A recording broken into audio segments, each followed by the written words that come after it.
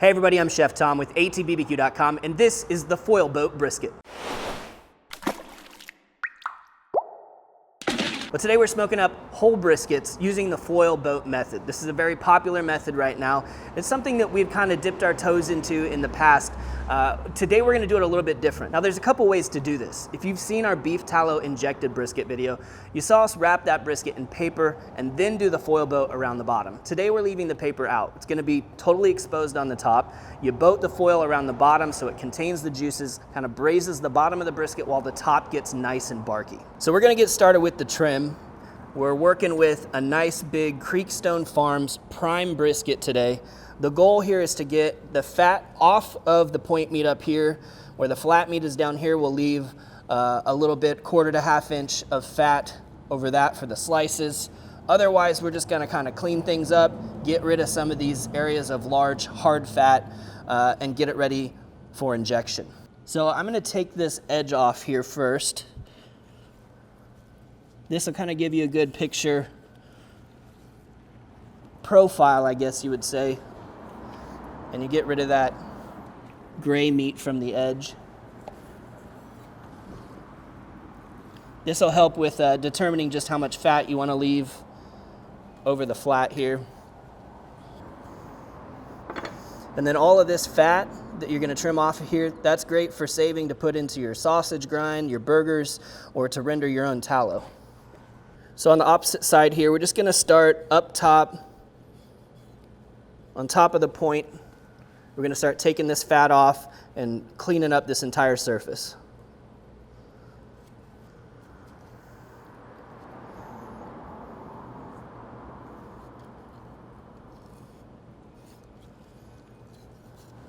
I already can tell we've reached the edge of the point meat right there, so that's going to be your line.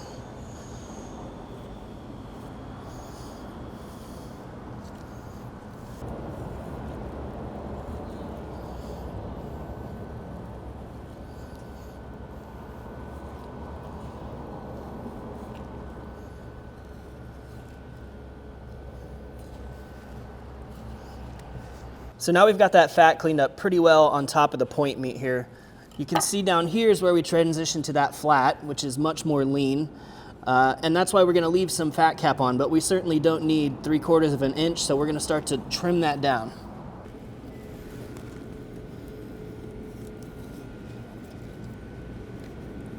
So just kind of shaving off that top layer of fat now. This fat's gonna thin out as we get to this thinner side of the flat. So spend most of our time trimming over here on the thicker end. The one thing that we do want to take a look at here is this big chunk of hard fat. And this is where that flat sits, and then the points on top, and this big old chunk of fat in the middle. I like to do some trimming on that. Not so much that this kind of loses its aerodynamic shape, but just to get a little of that excess out of there.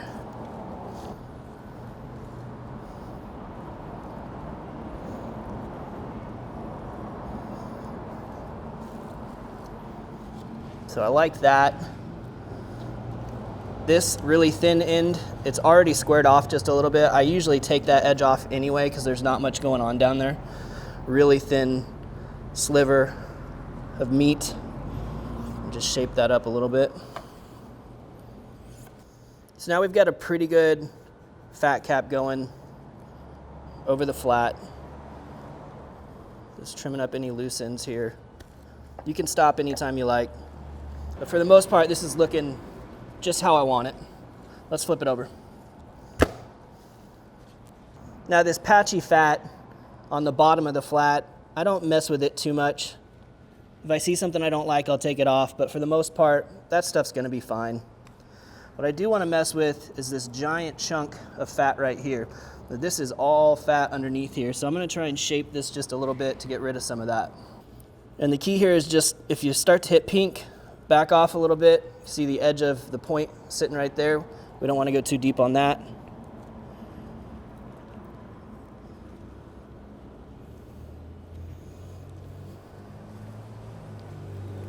There's not a lot more we can do on this one. shape up this edge just a little bit.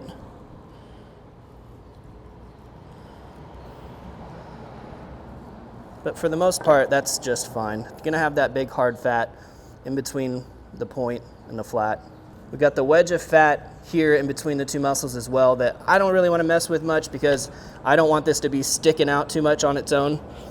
Gonna start to really kind of crisp up that corner too much, so we'll leave some of that in there. For the most part, this looks pretty clean, pretty sleek, aerodynamic. You can fly right through the cook on this one. Now that we're trimmed up, we're ready to move on to injection, and we're gonna do something very similar today as what we did in the beef tallow brisket video when we wrapped in paper and then did the foil boat. We're gonna inject with beef tallow and a little bit of seasoning. So we're injecting into the flat so that we can add extra fat and moisture into the lean meat and also a little bit of flavor. Today we're changing up the flavor a little bit, but anything with a nice savory flavor profile that you can grind down really fine and get through that injector will work. All right, so we're gonna start with 3/4 cup of beef tallow. And you can render your own out from your brisket scraps. You wanna see how that's done, we've got a video on that, go check that out. If you don't wanna do it yourself, just pick up a bucket of beef tallow. You can get that at allthingsbbq.com. And then for the seasoning, we're gonna use our butts are smoking our steak rub. Again, just really savory flavors. But I've broken this down super fine in the spice grinder so that it just kind of melts into that tallow. And we're gonna do 1 tablespoon for every 3/4 cup of tallow, and that should be plenty. Now this you can just throw into the microwave for 30 seconds. All you want is for that tallow to melt almost all the way down, then you can stir everything together. What you end up with is something like this. And you don't want it super hot because you don't want to put it into the meat when it's super hot. You need to let it cool down just a little bit before you inject it. So when we're injecting our flat, we're going to look at the way that the muscle fibers run. We come in at about a 90-degree angle, kind of poke in and create a pocket, and then we're just going to pump that in there. And then for the sake of this not running right back out, I'm just going to hold my finger right on the edge for a moment there. And you're going to see this start to come back out. That's fine. It's going to retain what it can. And the meat should start to really cool down this injection, and then it'll solidify and really stay in there.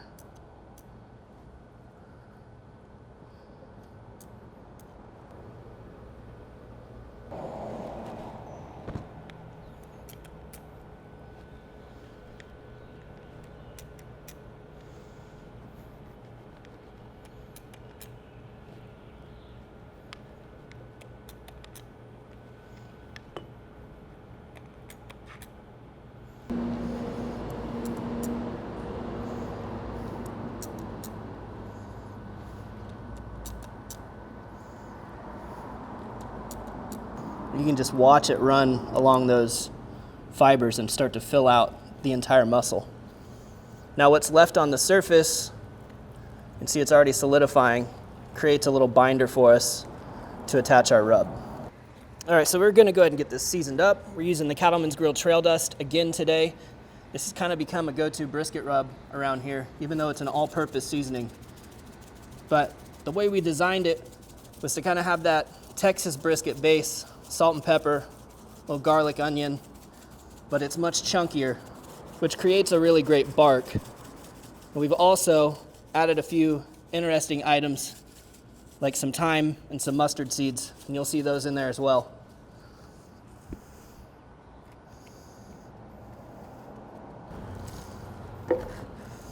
All right, so we're gonna flip that over, get some more tallow on the surface over here.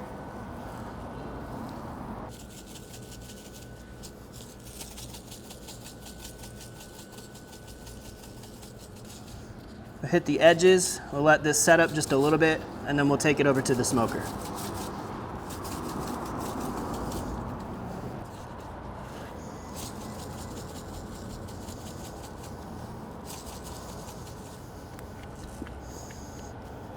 Today we're cooking on the Yoder Smoker's YS640S pellet grill with hickory pellets. We're gonna get this right on the main cooking grate here.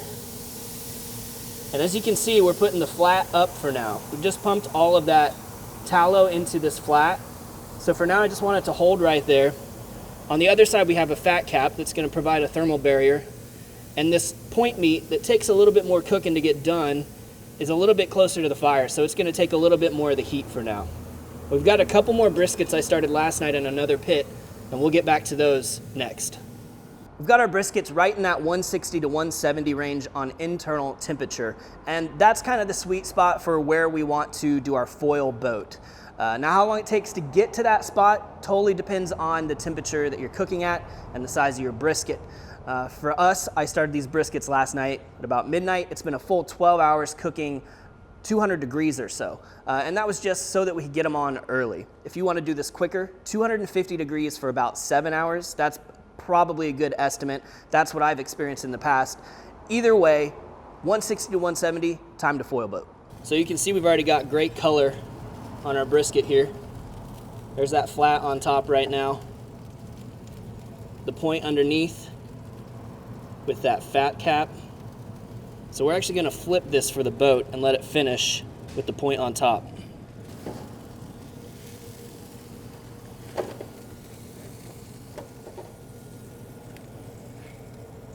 Those look good. So we've got 2 large sheets of foil here. Like I said, we flipped the brisket now. So our flat's on the bottom. It's gonna kind of braise in the boat. This point here's been taking most of the heat so far, so we're gonna flip it, kind of let it get that mellow heat for the rest of this cook here. I'm not adding anything to the wrap. We're just going to gather up all the foil around the edges so that it can hold any juices that come out and start to braise this flat meat down here.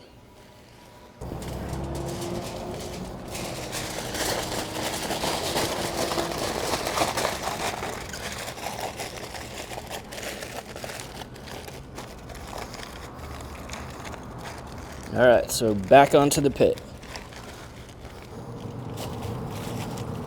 We're just gonna go right back up on top with both of these now. It's been about 2 hours now since the briskets went into the boats, and one of them for sure is looking done, so let's take a peek. So this guy right here is temping just over 200 at this point, but more importantly, really nice and tender on the probe. We're looking for the thickest part of this flat down here and what kind of resistance we have, and there's just very little.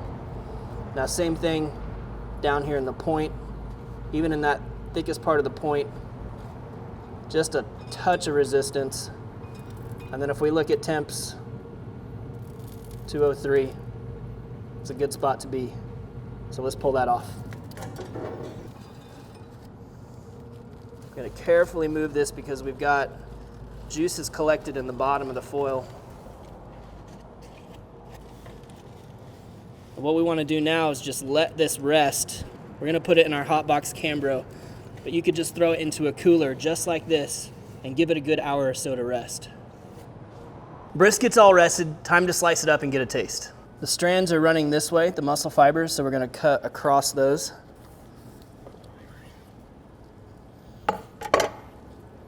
Let's go ahead and get a look. Oh yeah, that's juicy.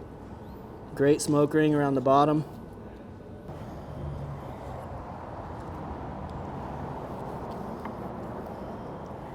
Let's check this out. That's a pretty good dangle. Pops right apart. Man, that's what we're looking for. Oh my gosh.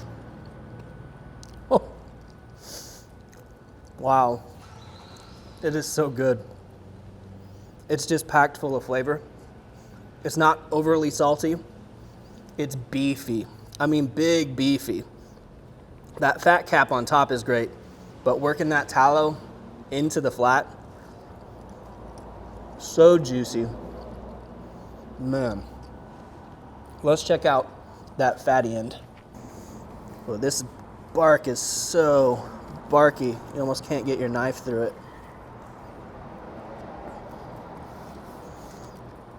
I'm gonna switch it up just for the sake of that bark.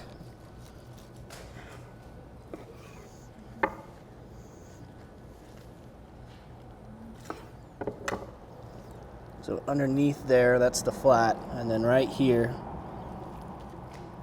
that is our point meat.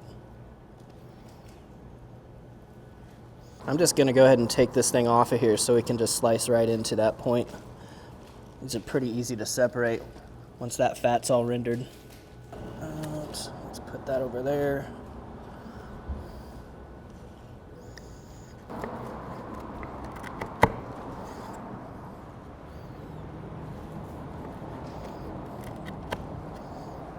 There's some slices out of the fatty end. And these as well, just completely limp, hanging like nothing. Super fatty. Oh man. The story at this end is that bark. There's a great crust on the point meat. I mean, you could see it as we were cutting through it. As far as points go, this one's a little bit thin, and that happens sometimes. It's got a nice fatty end to it, but the rest is a little bit thinner, and that's to be expected with a lot of points. But honestly, you chop this stuff up, nobody's gonna be mad about that. Especially when you work in some of that bark.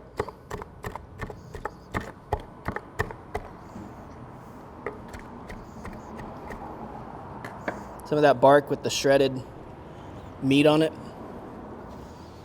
That's a pretty sandwich right there.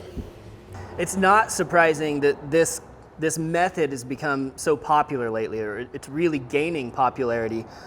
Not that it's new, and not that only YouTubers are doing it. I know there's restaurants that have been doing it out there, and I know of places that are currently doing it at restaurants, but I think the secret's out, and I don't think it's a fad. I think this is a technique that's here to stay. It might be the best balance of bark and juicy meat of any brisket technique that I've used. So I see us continuing to use this method for a long time. Well, thank you guys so much for watching. Be sure to check out allthingsbbq.com for all the products featured in today's video. If you enjoy the recipe, hit that subscribe button. And if you have any questions or comments, or there's anything you'd like to see me cook, let me know in the comment section down below, and let's be good to one another. For more recipes, tips, and techniques, head over to allthingsbbq.com/thesauce. All Things Barbecue, where barbecue legends are made.